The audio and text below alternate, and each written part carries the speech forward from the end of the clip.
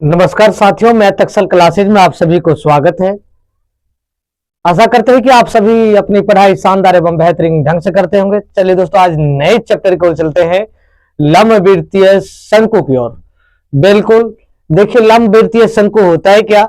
देखिए कहता है लंबवृत्तीय शंकु राइट सर्कुलर कोन, किसी समकोण त्रिभुज को समकोण बनाने वाली भुजाओं में से एक को अस्थिर रखकर उसके चारों तरफ घुमाने से जो पिंड बनता है उसे लंबवृत्तीय शंकु कहते हैं।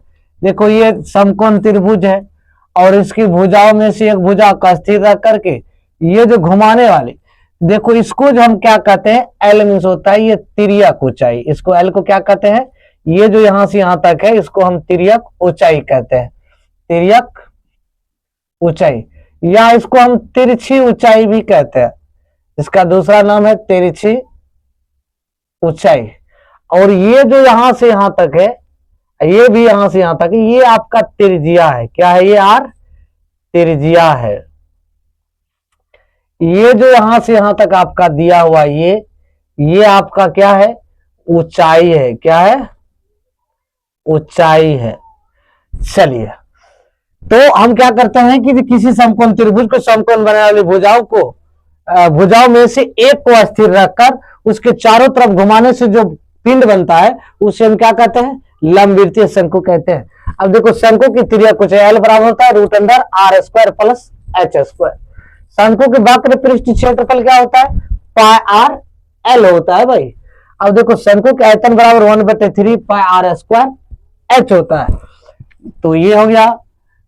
अब देखो शंकु की त्रिज्या होता है root under L square minus H square, यानी एल और एच दिया रहेगा, आर नहीं दिया रहेगा, आर आपको निकालना पड़ेगा। इसमें क्या रहता है? आर और एच दिया रहता है, एल आपको दिया हुआ नहीं रहेगा। अधिक कहेगा वक्र पृष्ठ क्षेत्रफल ज्ञात कीजिए, इसमें आपको आर और एच दिया रहेगा, एल नहीं दिया रहेगा, तो आप इस फॉर्मूला से आप एल का मान निकाल सकते हो। शंकु की ऊंचाई का बराबर होता है एच बराबर root under L square minus R square.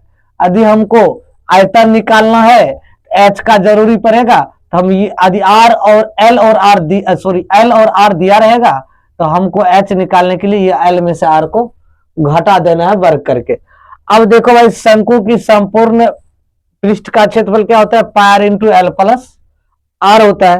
करा भाई समान आधार और समान ऊंचाई, मतलब समान आधार और समान ऊंचाई के लंबवृत्तीय बेलन और लंबवृत्तीय शंकु रहने पर शंकु का आयतन बेलन के आयतन के 1/3 भाग होता है।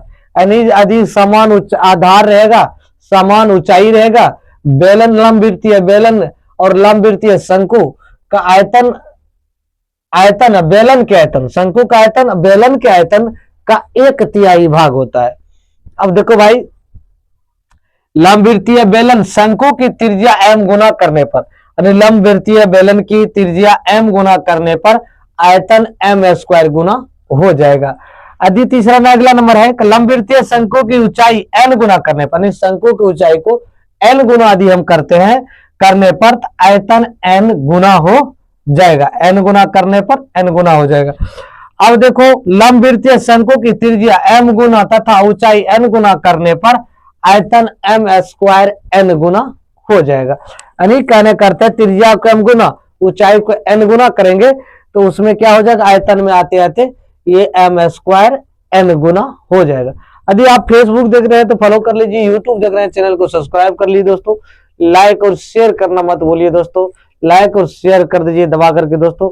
Thank you.